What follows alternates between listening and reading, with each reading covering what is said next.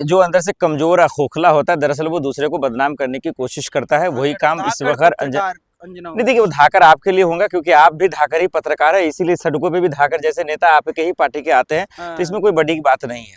लेकिन जहां तक शिक्षकों की बात आई, हम सब ने पढ़ के आए, आप भी पढ़ के आए, हमारे भी टीचर है, और हम सब आज बोल कर रहे हैं या आप सवाल कर रहे हैं तो शिक्षक का ही गुण है। लेकिन जहां तक अंजना जी की बात है, देखिए जब किसी का कैरेक्टर खत्म हो जाता है, जब कुछ अंदर से कोई खोखला हो जाता है, जब लोग किसी को पूछता नहीं है, तो ऐसे टीचरों पर टोन मार कर ही चमक सकते हैं। वही अंजना जी ने किया है।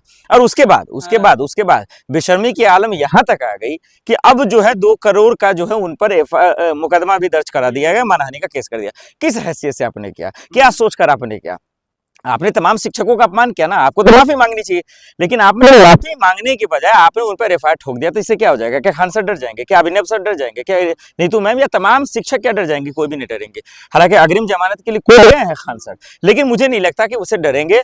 ये सिर्फ और सिर्फ आज जितने भी ये 2 कौड़ी के जो पत्रकार है, अच्छा 2 कौड़ी के पत्रकार एग्जैक्टली, या उससे घटिया पत्रकार है जिनका कोई लेवल नहीं है, कोई हैसियत नहीं है, चाहे मैं नाम लेकर बोल दूं, चाहे वो सुधीर चौधरी हो, अंजना जी हो, चित्रा हो, रूबिका लिया का, तो ये फिर जितना अमन चोपड़ा या गोल्डन मीडिया का तमाम जो कुंभ गैंग पत्रकार तमाम से नहीं अवॉर्डेड पत्रकार आपके लिए होगा सर, आपके लिए होगा। आप लोग इन्हीं को पूछते हैं, इन्हीं लोग को मानते हैं, इसीलिए आपके देश का जो है ये पत्रकारिता का आंकड़ा जो है ये किस तरह से कहाँ आया है, ये आपसे बेहतर कोई नहीं जानता। तो आपको सलाम है। और भी पत्रकार है जिन्होंने अपने जमीर के लिए अपने लिए कितना टीवी चैनल छोड़ा, रवीश जी हैं, तमाम लोग हैं जिन्होंने छोड़ा। तो इनको आप ब्रांडेड कह सकते हैं, आप कह सकते हैं बड़े बड़े तुर्रम खान पत्रकार है, लेकिन ये देश के लिए नहीं हो सकता, ये युवाओं के लिए नहीं हो सकता, ये लोकतंत्र के लिए नहीं हो सकता। नीट का जो एग्जाम है लीक हुआ, उसके बाद टीचरों ने आवाज उठाई, उसके बाद ये मीडिया का नया एंगल जो आया, ये नीट का जो धांधली हुई है इसको उजागर करना गलत बात है।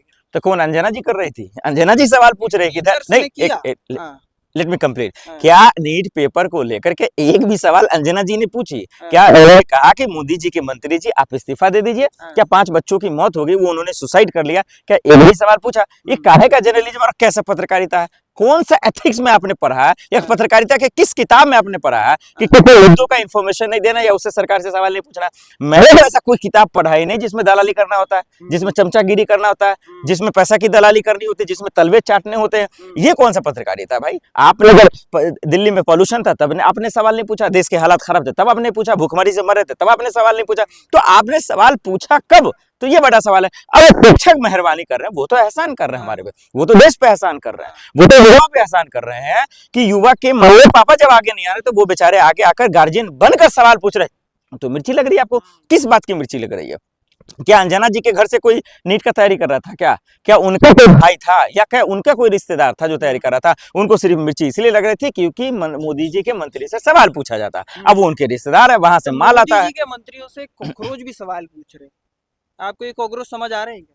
नहीं, देखिए जहां तक कॉकरोच का सवाल है, ये एक अलग मुद्दा है और ये एक अलग वे में आया है। ये जिस तरह से है ना, अभी बारिश का जब मौसम आता है, आंधी आता है और बादल उड़ा कर ले जाता है, इसको समझने और परखने के लिए वक्त चाहिए, और वक्त के लिए जो है देना पड़ेगा। इन पर इतना जल्दी भी विश्वास कर लेना आंख बंद कर इतना आसान बात नहीं है, क्योंकि सवाल तो बहुत सारे हैं कि भाई आज हम जाएंगे प्रोटेस्ट करने, आप जाते हैं, या देश की हमारी रेसलर्स बेटियां जब आती हैं तो उनको इजाजत नहीं मिलता, उन पर मोदी जी का मुंह नहीं खुलता, और ये अचानक से इनको कैसे मिल जाता। तो इसमें मैं अगेंस्ट नहीं हूँ, मैं अच्छी बात है, युवा एक साथ हो रहा है। अरे अल्टीमेटम क्या होता है? सरकार को कौन धमकी दे देगा? कोई आज भारत में पैदा हुआ जो सरकार को धमकी दे देगा?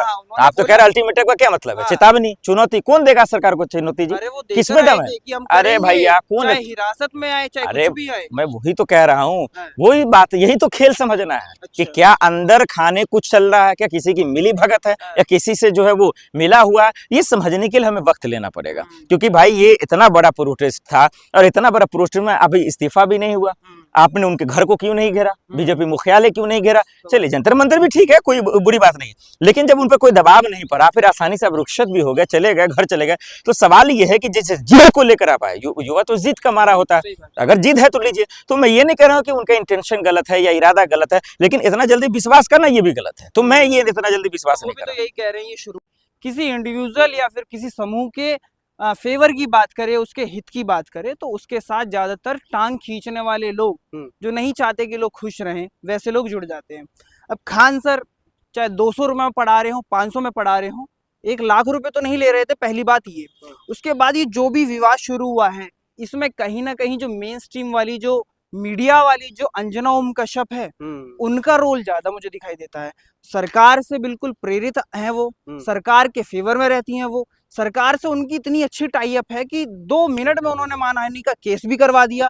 जैसे ही खान सर ने ये बोलना शुरू किया कि हम आपको बोलते हैं, नाम लेकर बोलिए, चैलेंज है, उसके 2 दिन बाद ये सारी घटनाएं हो जाती हैं। अब किस किस को खरीदा गया होगा खान सर को इसे बर्बाद करने के लिए, तो ये तो रहस्य शायद उन्हें ही पता होगा जिन्होंने ये सारा का सारा। अंतरिम जमानत की जहां तक की बात है तो खान सर अंजना कश्यप के एफआईआर को लेकर के ही वो कोर्ट का दरवाजा खटखटा मैं तो कह रहा हूँ अगर खान सर पटना छोड़कर भाग गए, फरार चल रहे वो। मैं तो कह रहा हूँ खान सर अगर जेल जाएंगे तो ज्यादा अमर हो जाएंगे। जो व्यक्ति जेल गया है, संघर्ष देखा है, उसका नाम ज्यादा हुआ है। खान सर को आज नाम की पहचान नहीं है। खान सर ने जो चीजें आज के समय पे जो कर दी हैं, जो मेडिकल की व्यवस्था उन्होंने पूरे बिहार में जो दी है, सस्ते में आपको इलाज देने की जो कोशिश उन्होंने की है, जो मुहिम चलाई है, उसकी सजा तो आपको मिलनी है। अगर आप किसी का हित करोगे, अगर आप किसी के फेवर में चीजें करोगे, तो उसकी सजा इस सरकार के अंदर आपको मिलेगी। भाजपा की सरकार है बिहार के अंदर, भाजपा की सरकार है केंद्र के अंदर, और भाजपा नहीं चाहती कि हमसे ऊपर कोई उठ के आए, हमसे अच्छा कोई नेतृत्व करे। एमएलसी बना देती है वो उनको, पवन सिंह को, जिन्होंने 2-2, 3